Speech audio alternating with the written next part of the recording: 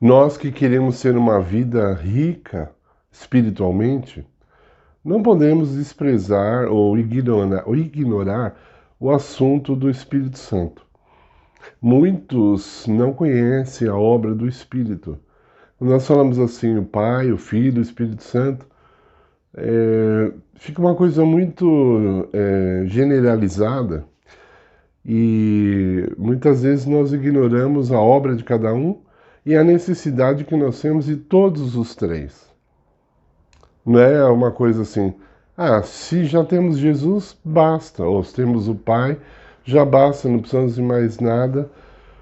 E até os discípulos erraram, né, nessas coisas, né? Filipe chegou para Jesus em João capítulo 14 e disse assim: Senhor, mostra-nos o Pai que já nos basta. Aí Jesus falou: Poxa, eu estou há tanto tempo com vocês, vocês não viram o Pai? Quem vê a mim, vê o Pai. Né? Então, quando a gente fala do Espírito Santo, especialmente nesse vídeo, nós vamos falar de uma das coisas que ele faz, são obras que cada um se propôs a fazer por nós. Né? Quem morreu por nós foi Jesus. Não foi o Pai, não foi o Espírito. Mas como eles são unidos de tal forma que nós não compreendemos, tá? Nós só falamos sobre o assunto, mas nós não compreendemos.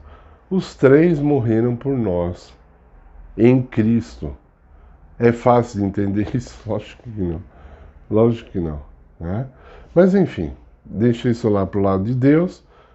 Esse é um estudo que nós não temos capacidade de entender. E eu vou falar o que o Espírito Santo faz. Uma das coisas que Jesus falou que nós devemos aproveitar é que o Espírito Santo nos oferece consolação. Ele nos consola. Os discípulos, no contexto em que Jesus fez essa promessa, os discípulos ficaram muito tristes quando Jesus falou que iria embora. Eles não estavam entendendo ainda o plano de Deus, que Cristo ia morrer na cruz. Provavelmente eles achavam que Cristo fosse viajar para algum outro lugar, ou ele fosse morrer de alguma outra forma. Eles não estavam entendendo o que ele estava querendo dizer. Mas enfim, ele falou: olha, eu vou embora e vocês não vão ficar sozinhos, né? Tem textos bíblicos que falam assim: vocês não vão ficar órfãos. O Espírito virá e ele vai consolar vocês e ele vai trazer alegria. Porque um dos dons do Espírito é a alegria. Então, nesse mundo de tantas perdas que nós temos, às vezes você perde um ente querido, ou perde um bom emprego, perde alguém que você ama, não só através da morte, né? Às vezes você perde uma namorada, um namorado, enfim. No mundo de tantas perdas, o Espírito Santo nos consola. E nós temos que aproveitar, então, essa possibilidade. Veja, ele faz isso de uma forma que nós não compreendemos totalmente, e nem devemos saber explicar tintim por tintim, mas é uma coisa certa. Tá?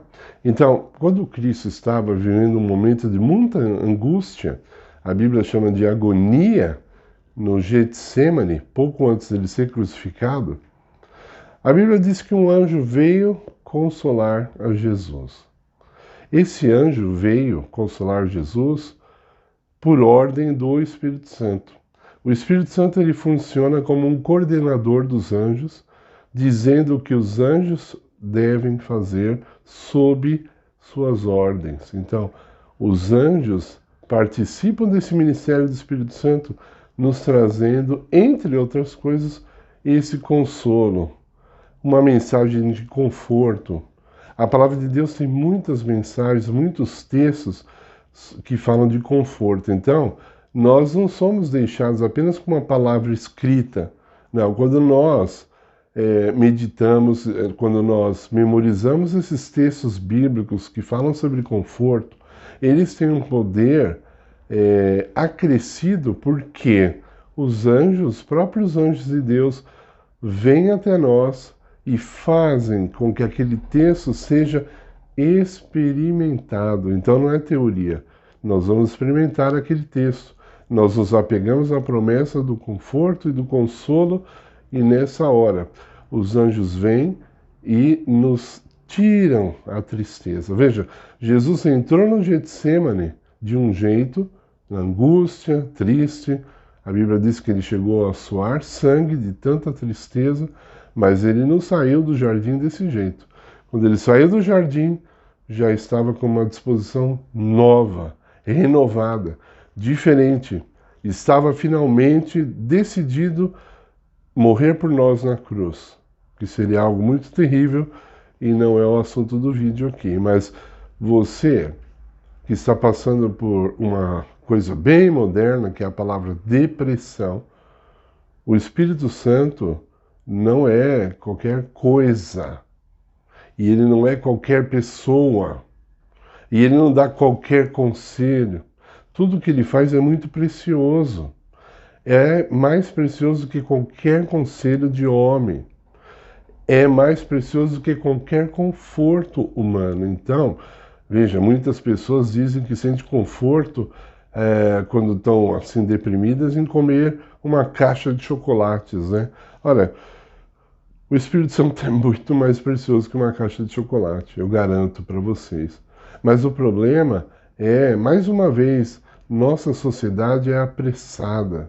Nós devemos nos demorar no Espírito, meditando, orando, respirando, silêncio, muito importante nessa hora, ou quem sabe uma música calma, em que você busque o Espírito, busque essa presença, né? Jesus buscou essa presença lá no Getsêmani, orando.